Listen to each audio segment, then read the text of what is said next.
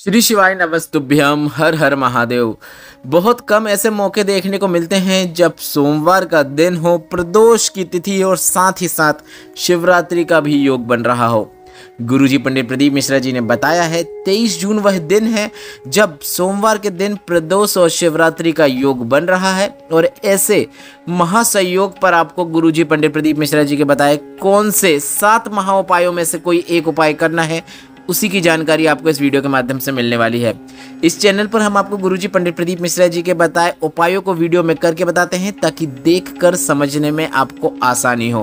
उसी श्रृंखला में हाल ही की पूर्ण हुई शिवपुराण कथाओं में गुरुजी पंडित प्रदीप मिश्रा जी ने कई ऐसे उपाय बताए हैं जिन्हें आप इस 23 जून सोमवार प्रदोष शिवरात्रि के विशेष महासंयोग में करके अधिक से अधिक लाभ प्राप्त कर सकते हैं। बढ़ते हैं बिना किसी देरी के पहले विशेष उपाय की ओर। अभी हाल ही में पूर्ण हुई शिवपुराण कथा में गुरुजी ने अपने व्यापार वृद्धि के लिए, घर में आर्थिक समस्या चल रही है तो उसे दूर करने के लिए, पैसों की तंगी दूर करने के लिए, व्यापार को आगे बढ़ाने के लिए, नौकरी में उन्नति प्राप्ति के लिए एक सरल और आसान उपाय करने को कहा था। इस उपाय को करने के लिए आपको थोड़ा सा पीला चंदन लेना है और भोलेनाथ के मंदिर में पहुंच जाना है। पीला चंदन लेकर भोलेनाथ के मंदिर में पहुंच जाना है और इसके बाद पीले चंदन का लेपन आपको शिवलिंग में जो जलाधारी होती है उस जलाधारी में करना है। आप यह उपाय वीडियो में भी देखकर समझ सकते हैं कि आपको यह उपाय किस प्रकार से करना है। शिवलिंग में जो जलाधारी होती है, गणेश भगवान का स्थान, माता पार्वती का हस्तकमल और शरण कार्तिकेय भगवान का स्थान, उस स्थान पर आपको पीले चंदन का लेपन करना है। थोड़ा सा ही चंदन लाएंगे तो भी पर्याप्त है। आपको सभी स्थानों पर लेपन करते समय श्री शिवाय नमस्तुभ्यम, नमः शिवाय या फिर ओम नमः शिवाय मंत्र का उच्चारण तो अवश्य ही करना है। मन में ही स्मरण करेंगे तो भी चलेगा। सभी जगह आपको इस पीले चंदन का या फिर अष्टगंध चंदन का, अगर पीला चंदन ना मिल पाए तो अष्टगंध चंदन का भी आप लेपन कर सकते हैं। लेपन करने के बाद इसी चंदन में से थोड़ा सा चंदन का भाग आपको प्राप्त करना रहेगा और जो आप प्राप्त करेंगे उसे आपको अपने घर पर ले जाकर विशेष स्थान पर लगाना होगा। आप घर पर ले जाकर भी लगा सकते हैं या फिर आप व्यापार वाले स्थान पर भी लगा सकते हैं। आप देख सकते हैं आपने जिस हाथ का उपयोग करते हुए चंदन लगाया है उसी हाथ से आपको एक कलश जल उस शिवलिंग पे अर्पित कर देना है जिसमें आपने चंदन लगाया है। इसके बाद जलाधारी से आपने जिस अपने हाथ का उपयोग करते हुए या फिर जलाधारी से आप थोड़ा सा चंदन लेते हुए अपने कलश में आपको चंदन की एक बिंदी लगा देना है। अब इसके बाद आपको सीधे अपने घर पहुंच जाना है और घर पहुंचने के बाद इस चंदन की बिंदी जो आपने कलश में लगाई है उस बिंदी को आपको अपने घर के मुख्य द्वार में बीचों बीच लगा देना है। अगर आप व्यापार वाले स्थान पर लगाना चाहते हैं, व्यापार वाले स्थान के लिए आप यह उपाय कर रहे हैं, अपने व्यापार को आगे बढ़ाने के लिए आप यह उपाय कर रहे हैं, तो यह जो बिंदी लगाएंगे आप, वह बिंदी आपको अपने व्यापार वाले स्थान में लगानी होगी।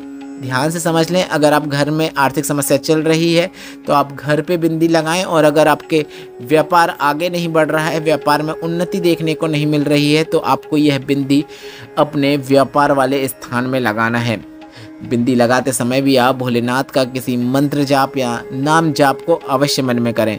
आप श्री शिवाय नमस्तुभ्यम या फिर नमः शिवाय या फिर ओम नमः शिवाय बोलते हुए बिंदी लगा सकते हैं। यह एक विशेष उपाय है जिसे आप किसी भी प्रदोष शिवरात्रि में कर सकते हैं। और 23 जून बहुत विशेष दिन है, इस दिन आप यह विशेष उपाय करके लाभ जरूर प्राप्त कीजिएगा। यह उपाय करने से घर में पॉजिटिविटी और शांति जरूर देखने को मिलती है। बढ़ते हैं दूसरे विशेष उपाय की ओर। अगर कोई कार्य लंबे समय से पूर्ण नहीं हो रहा है, लंबे समय से अटका हुआ है या फिर कोई फाइल आगे नहीं बढ़ रही है, तो किसी भी विशेष कार्य में सफलता प्राप्ति के लिए आपको एक सरल और आसान उपाय करना है। आपको एक सफ़ेद पुष्प लेना है, एक चावल का दाना लेना है और यह लेकर शिवरात्रि के दिन या फिर प्रदोष के दिन, मतलब 23 जून सोमवार प्रदोष शिवरात्रि के दिन भोलेनाथ के मंदिर में पहुंच जाना है और श्री शिवाय नमस्तुभ्यम मंत्र का स्मरण करते हुए, कुंदकेश्वर महादेव का नाम लेते हुए इस चावल के दाने को आपको शिवलिंग के ऊपर अर्पित कर देना है। इसके बाद एक सफ़ेद पुष्प को आपको शिवलिंग पे अर्पित करना है। हमने धतूरे के पुष्प का उपयोग किया है, आप किसी भी सफ़ेद पुष्प का उपयोग कर सकते हैं। और यह उपाय करते समय आपको कुंदकेश्वर महादेव का नाम स्मरण जरूर करना है। यह ऐसा उपाय है जिसे कर देने से जीवन में जितनी भी अड़चनें आती हैं वह अड़चनें दूर होना शुरू हो जाती है। गुरुजी पंडित प्रदीप मिश्रा जी ने यह विशेष उपाय कुंदकेश्वर महादेव का नाम लेते हुए करने को कहा है। गुरुजी ने यहाँ तक कहा है कि अगर एकांत में कोई शिवलिंग मिले तो आपको एकांतेश्वर महादेव, मतलब एकांत में जो शिवलिंग होता है वह एकांतेश्वर महादेव कहलाता है, और उस एकांतेश्वर महादेव का आपको श्रृंगार करना होता है, वह भी सफ़ेद पुष्प से ही करना होता है। सफ़ेद पुष्प से आप अच्छे से एकांतेश्वर महादेव का श्रृंगार करें, कुंदकेश्वर महादेव का नाम स्मरण करें। जीवन में जितनी ही विपरीत परिस्थितियां चल रही हों, परेशानियां चल रही हों, दुख तकलीफ और कष्ट चल रहे हों, वह सब दूर होना स्वतः ही शुरू हो जाते हैं। कुंदकेश्वर महादेव और एकांतेश्वर शिवलिंग में बहुत अत्यधिक बल होता है। बढ़ते हैं अगले विशेष उपाय की ओर। कुछ ऐसे उपाय होते हैं जिन्हें अगर आप वर्ष में एक बार भी कर देते हैं तो उसका लाभ आपको वर्ष भर प्राप्त होता रहता है। उन्हीं उपायों में से एक उपाय जिसकी जानकारी हाल ही की पूर्ण हुई शिव पुराण कथा में गुरुजी ने दी थी वह इस प्रकार है। गुरुजी ने कहा, सोमवार का एक ऐसा नियम होता है जिसे अगर आप 1 महीने में एक बार या फिर 6 महीने में एक बार या फिर साल में एक बार किसी विशेष दिन कर देते हैं तो उसका लाभ आपको वर्ष भर प्राप्त होता रहता है।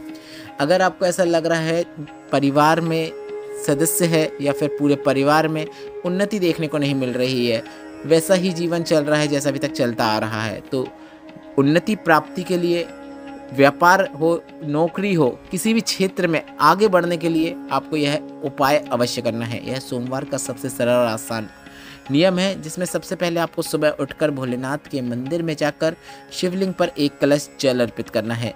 जल जैसे अर्पित करना चाहें वैसे अर्पित कर सकते हैं, मतलब आप चाहें तो सीधे शिवलिंग पर जाकर जल अर्पित कर सकते हैं, या फिर आप सबसे पहले गणेश भगवान के स्थान पर जल अर्पित करें, फिर उसके बाद शरण कार्तिकेय भगवान के स्थान पर जल अर्पित करें, उसके बाद शिवलिंग में जो माता सुख सुंदरी का स्थान होता है वहाँ जल अर्पित करें, उसके बाद शिवलिंग में कटिए भाग पे जल अर्पित करें, माता पार्वती के हस्तकमल में जल अर्पित करें, और अंत में पूरा जल आप शिवलिंग के ऊपर अर्पित कर दें। इस प्रकार से भी आप यह उपाय कर सकते हैं, या फिर आप सीधे ही जल अर्पित करें, जैसा आपको ठीक लगे।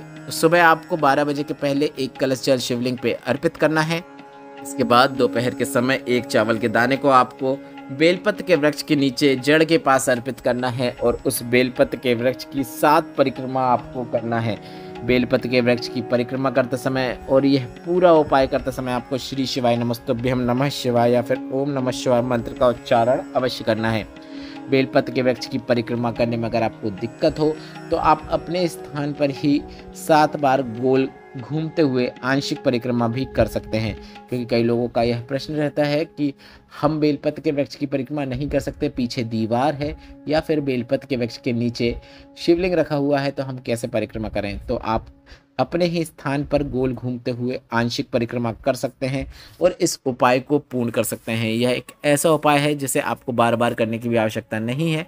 वैसे आप चाहें तो प्रत्येक माह में एक बार एक सोमवार को यह उपाय अवश्य करें।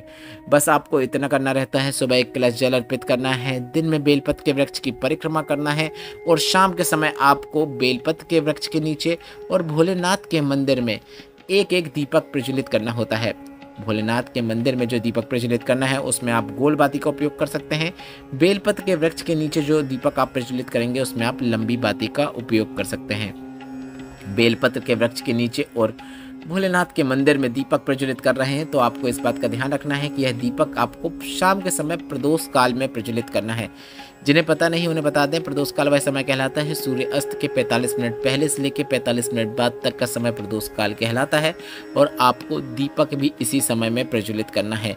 दीपक प्रज्वलित करने के बाद आपको सीधे घर आ जाना है, कहीं पर रुकना नहीं है, बस इतना ही करना है। भोलेनाथ के मंदिर में गोल बाती का दीपक रहेगा, बेलपत्र के वृक्ष के नीचे लंबी बाती का दीपक रहेगा, और कोई क्रम नहीं है कि पहले आपको बेलपत्र के वृक्ष के नीचे दीपक प्रज्वलित करना है बाद में आपको महादेव के मंदिर में, ऐसा कुछ नहीं है। आप चाहें तो पहले महादेव के मंदिर में करें, उसके बाद बेलपत्र के वृक्ष के नीचे, या फिर पहले बेलपत्र फिर उसके बाद महादेव का मंदिर। और कई लोगों का यह प्रश्न रहता है कि हमारे घर में ही बेलपत्र का पौधा है और घर में शिवलिंग रखा हुआ है, तो क्या हम घर पर ही यह उपाय कर सकते हैं? जी हाँ, बिल्कुल कर सकते हैं। आप घर में जो बेलपत्र का पौधा है उसके नीचे दीपक प्रज्वलित कर सकते हैं, और घर में जो शिवलिंग रखा हुआ है उसके समीप आप दीपक प्रज्वलित करके इस उपाय को पूर्ण कर सकते हैं। बढ़ते हैं 23 जून सोमवार प्रदोष शिवरात्रि के अगले विशेष उपाय की ओर। सोमवार प्रदोष शिवरात्रि का एक ऐसा मनोकामना पूर्ति उपाय जिसे करने से आपकी मनोकामना अगली प्रदोष या फिर अगली शिवरात्रि आने तक निश्चित पूर्ण हो जाती है। आपको एक बेलपत्र लेना है, उस बेलपत्र की डूंठ को तोड़कर आपको उसी बेलपत्र पे उस डूंठ का उपयोग करते हुए, चंदन का उपयोग करते हुए आपको 108 बार महादेव का किसी भी नाम का स्मरण करते हुए एक एक बिंदी लगाना है। मतलब कुल आपको 108 बिंदी लगाना है। आप ध्यान रखें कि जो आप बिंदी लगाएंगे उस बिंदी को लगाते समय जो आप भगवान के मंत्र जाप का स्मरण करेंगे, नाम जाप करेंगे, जैसे आप बम बम भोले बोल रहे हैं तो वही आपको 108 बार बोलना है। यदि आप ओम नमः शिवाय बोल रहे हैं तो वही आपको 108 बोलना है। बीच में मंत्र को बदलना नहीं है। ओम नमः शिवाय बम बम भोले, श्री शिवाय नमस्तुभ्यम, कुंदकेश्वर महादेव, तुम्रकेश्वर महादेव, पिपलेश्वर महादेव, किसी भी महादेव का नाम स्मरण करते हुए आपको 108 बिंदी लगाना है। अलग अलग नाम का स्मरण नहीं करना है, एक ही नाम को आपको 108 बार स्मरण करना है। इस बात का आपको ध्यान रखना है। इसके बाद आपको इस बेलपत्र को लेकर भोलेनाथ के मंदिर में पहुंच जाना है और भोलेनाथ के मंदिर में पहुंचने के बाद इस बेलपत्र को आपको सबसे पहले शिवलिंग में जो माता अशोक सुंदरी का स्थान होता है वहां पर स्पर्श कराना है, अर्पित नहीं करना है। इस बात का आपको ध्यान रखना है। शिवलिंग में माता अशोक सुंदरी के स्थान पर आपको सिर्फ स्पर्श कराना है। इसके बाद शिवलिंग में जो कटीय भाग होता है, माता पार्वती का जो हस्तकमल होता है, वहां पर आपको स्पर्श कराना है। सबसे पहले माता अशोक सुंदरी के स्थान पर स्पर्श कराएं, उसके बाद आप शिवलिंग में जो माता पार्वती का हस्तकमल होता है वहां पर उस बेलपत्र को आपको स्पर्श कराना है। इसके बाद दोनों स्थानों पर स्पर्श कराने के बाद इस बेलपत्र को आपको शिवलिंग के ऊपर अर्पित कर देना है। उपाय करते समय आप भोलेनाथ का कोई भी मंत्र का स्मरण कर सकते हैं और जब आप शिवलिंग के ऊपर अर्पित कर देंगे उसके बाद आपको एक कलश जल भी शिवलिंग के ऊपर अर्पित कर देना है। बस इतना ही करना है। अपनी किसी भी प्रकार की मनोकामना पूर्ति के लिए, अब चाहे वह धन प्राप्ति की हो, लक्ष्मी प्राप्ति की हो, कर्ज मुक्ति की हो, व्यापार वृद्धि की हो, नौकरी प्राप्ति की हो, शीघ्र विवाह की हो, किसी भी प्रकार की मनोकामना पूर्ति के लिए आप यह विशेष उपाय कर सकते हैं और अधिक से अधिक लाभ प्राप्त कर सकते हैं। 23 जून सोमवार प्रदोष शिवरात्रि काफ़ी विशेष दिन है। बहुत कम ऐसे दिन देखने को मिलते हैं जब 3 महत्वपूर्ण संयोग एक दिन देखने को मिले। प्रदोष और शिवरात्रि सोमवार के दिन देखने को मिले, ऐसा बहुत कम देखने को मिलता है। वर्ष में कुछ ही दिन ऐसे होते हैं जब आपको ऐसा अवसर देखने को मिलता है और 23 जून को आपको यह अवसर छोड़ना नहीं है। अपनी किसी भी प्रकार की मनोकामना पूर्ति के लिए आपको यह विशेष उपाय अवश्य करना है। बढ़ते हैं 23 जून सोमवार प्रदोष शिवरात्रि के अगले विशेष उपाय की ओर। अगर आप सोमवार की प्रदोष के दिन कोई विशेष उपाय करना चाहते हैं तो एक ऐसा उपाय है जिसे शिव और शक्ति का स्मरण करते हुए किया जाता है और प्रदोष के दिन प्रदोष काल में किया जाता है। आपको मात्र एक बेलपत्र, चंदन और एक अक्षत के दाने के साथ यह उपाय करना होता है और शाम के समय आपको प्रदोष के दिन प्रदोष काल में यह उपाय करना रहता है। 23 जून काफ़ी विशेष दिन है, इस दिन आपको यह विशेष उपाय करना ही है। एक बेलपत्र लेना है, बेलपत्र की बीच वाली पत्ती में आपको पीला चंदन लगा देना है। पीला चंदन लगाने के बाद इस बेलपत्र के बीच वाली पत्ती में ही एक चावल का दाना रखना है और इसे आपको शिवलिंग पर श्री शिवाय नमस्तुभ्यम बोलते हुए, नमः शिवाय बोलते हुए, ओम नमः शिवाय बोलते हुए अर्पित कर देना है। इसके बाद आपको अपनी जो भी मनोकामना है वह मनोकामना बोलना है। मनोकामना बोलने का एक नियम गुरुजी पंडित प्रदीप मिश्रा जी ने जो बताया है उसे आपको ध्यान में रखना है।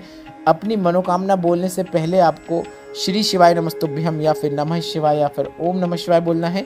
इसके बाद आप अपनी किसी भी प्रकार की मनोकामना बोल सकते हैं और मनोकामना बोलने के बाद आपको एक बार और श्री शिवाय नमस्तुभ्यम, नमः शिवाय या फिर ओम नमः शिवाय बोलना है। इस उपाय के अंतर्गत आपको शिव और शक्ति से स्मरण करना है कि हे भोलेनाथ, हे माता पार्वती, मेरे जीवन में इतनी परेशानियां चल रही हैं, कष्ट चल रहे हैं, कोई मनोकामना पूर्ण नहीं हो रही है, बहुत प्रयत्न कर रहा हूँ, सफलता नहीं मिल रही है, आपको ही देखना है, आपको ही संभालना है। इस प्रकार से कामना करते हुए घर आ जाएं, प्रयत्न करें, उस क्षेत्र में आपको सफलता निश्चित देखने को मिलेगी। बढ़ते हैं सोमवार प्रदोष शिवरात्रि के अगले विशेष उपाय की ओर। पिछले वर्षों की शिवपुराण कथा में गुरुजी ने एक ऐसा उपाय बताया था जिसे अगर आप वर्ष में सिर्फ एक बार कर देते हैं तो लाभ आपको पूरे वर्ष भर प्राप्त होता रहता है। अगर घर में आपके सुख शांति की अभाव है, सुख शांति की कमी है, सभी सदस्य एक दूसरे से लड़ते रहते हैं, एक दूसरे का मुंह देखना पसंद नहीं करते हैं, कभी भी कोई भी घर में गुस्सा हो जाता है, घर के सदस्य आपस में प्रेम से बात नहीं करते हैं। अब सास बहू हो, माँ बेटा हो, पति पत्नी हो या फिर बच्चे हो जो कुछ भी बोल देते हैं। अगर घर में माहौल अच्छा नहीं है तो अवधूतेश्वर महादेव का नाम लेते हुए आपको इस सरल और आसान उपाय को करना है। इस उपाय को करने के लिए आपको भोलेनाथ के मंदिर में गाय का घृत लेकर पहुंच जाना है। गाय के घृत से तात्पर्य है देसी गाय का घी लेकर आपको भोलेनाथ के मंदिर में पहुंच जाना है। और भोलेनाथ के मंदिर में पहुंचने के बाद शिवलिंग में जो माता अशोक सुंदरी का स्थान होता है वहां पर आपको देसी गाय के घी का लेपन करना है। देसी गाय के घी का लेपन कीजिए और अवधूतेश्वर महादेव का नाम स्मरण कीजिए। और स्मरण करने के बाद जिस उंगली का उपयोग करते हुए आपने यहाँ पर स्पर्श किया है उसी उंगली में आपके थोड़ा सा घी तो लग ही जाएगा। इसके बाद आपको अपने इसी उंगली का उपयोग करते हुए अपने घर में मुख्य द्वार के सीधे हाथ की ओर किनारे पे एक बिंदी बना देना है। यह घी की बिंदी रहेगी जो दिखाई नहीं देगी, आंशिक बिंदी रहेगी, इस बात का ध्यान रखें। पर वह वर्ष भर आपके घर में सुख शांति और पॉजिटिविटी लाने वाली बिंदी रहेगी। बस आपको इस उपाय को करते समय भोलेनाथ का एक विशेष नाम अवधूतेश्वर महादेव का नाम स्मरण करते हुए यह उपाय करना है। एक और गुरुजी ने एक ऐसा उपाय बताया था कि कभी कभी ऐसा होता है कि एकदम से विपरीत परिस्थिति आपके सामने आके खड़ी हो जाती है, बहुत बड़ी समस्या आपके सामने आके खड़ी हो जाती है। तो 2 शमी पत्र का उपयोग करते हुए शंभेश्वर महादेव का नाम लेते हुए आपको एक सरल और आसान उपाय करना है। अगर ऐसी कोई समस्या आपके सामने आके खड़ी हो गई है जिसका निवारण आप चाहते हैं कि जल्द से जल्द हो जाए, जल्द से जल्द आप इस समस्या से बाहर आ जाएं, तो शंभेश्वर महादेव का नाम लेते हुए आपको यह सरल और आसान उपाय करना है। 2 शमी पत्र लेकर आपको भोलेनाथ के मंदिर में पहुंच जाना है। पहली शमी पत्र को आपको शिवलिंग में माता अशोक सुंदरी के स्थान पर अर्पित करना है। शिवलिंग पे माता अशोक सुंदरी के स्थान पर शमी पत्र को इस प्रकार से अर्पित करें कि शमी पत्र की डंडी जलाधारी की ओर होना चाहिए। आप वीडियो में देखकर समझ सकते हैं कि आपको कहां पर और कैसे शमी पत्र अर्पित करना है। इसके बाद दूसरी शमी पत्र को आपको शिवलिंग में जलाधारी से जल जहां से नीचे गिर जाता है, मतलब जमीन में गिर जाता है, उस जमीन वाले भाग पर आपको दूसरी शमी पत्र को अर्पित करना है। आप वीडियो में भी देखकर समझ सकते हैं कि दूसरी शमी पत्र को हमने कहाँ पे अर्पित किया है। जलाधारी से जल जहाँ से नीचे गिर जाता है उस स्थान पर आपको दूसरी शमी पत्र को अर्पित करना है। पूरा उपाय करते समय आपको शंभेश्वर महादेव का नाम स्मरण करना है, बस इतना ही करना है। कितनी ही बड़ी विपत्ति क्यों ना हो, उससे भोलेनाथ आपको निश्चित बाहर निकाल लेते हैं। बढ़ते हैं अगले विशेष उपाय की ओर। अगर आपके पास सीहोर कोबरेश्वर धाम का रुद्राक्ष है तो आप रुद्राक्ष से एक सरल और आसान उपाय कर सकते हैं। अगर आपके घर में कोई ऐसा सदस्य है जिसकी बीमारियां ठीक नहीं हो रही हैं तो आपको उसे रुद्राक्ष जल का 3 बार आचमन कराना है।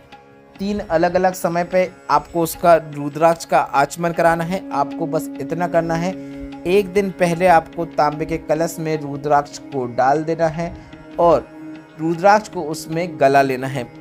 कई बार रुद्राक्ष ज़्यादा गल जाता है तो आप बस इतना कर सकते हैं, मंदिर जाने के पहले 1 घंटे पहले या आधा घंटे पहले आपको एक कलश में जल भर लेना है। तांबे का कलश हो तो काफ़ी अच्छी बात है। तांबे से भरे हुए जल के कलश में आपको रुद्राक्ष को डालना है, आधा से 1 घंटे तक उसे गलने देना है। इसके बाद इस जल को लेकर भोलेनाथ के मंदिर में पहुंच जाना है। श्री शिवाय नमस्तुभ्यम बोलते हुए कुंदकेश्वर महादेव का नाम स्मरण करते हुए कलश का पूरा जल आपको शिवलिंग पे अर्पित कर देना है। इसके बाद थोड़ा सा जल औषधि रूप में प्राप्त करना है और इस प्राप्त हुए जल को आपको उस रोगी व्यक्ति को 3 बार आचमन कराना है। आप सुबह, दोपहर और शाम जल का आचमन करा सकते हैं और उसे यह बोलें कि जल का आचमन करते समय कुंदकेश्वर महादेव का नाम जरूर स्मरण करें। कितना ही बड़ा रोग क्यों ना हो गया हो, परेशानियां चल रही हो, डॉक्टर की दवाई कार्य करना शुरू करेगी और शीघ्र अतिशीघ्र रोग मुक्ति प्राप्त होगी।